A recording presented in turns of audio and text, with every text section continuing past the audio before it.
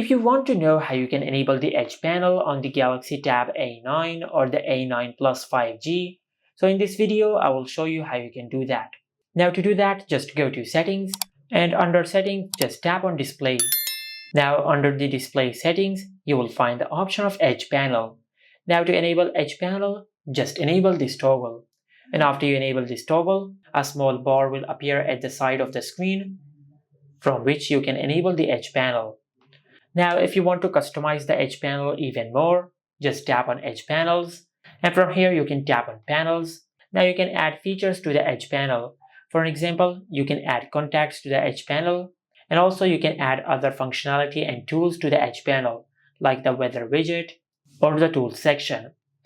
Now if you want to add more apps to the Edge panel, just tap on Edit and select the apps which you want to add to the Edge panel, just like that. Now if I go to the home screen and if I open the Edge panel, as you can see, we have successfully added the apps to our Edge panel.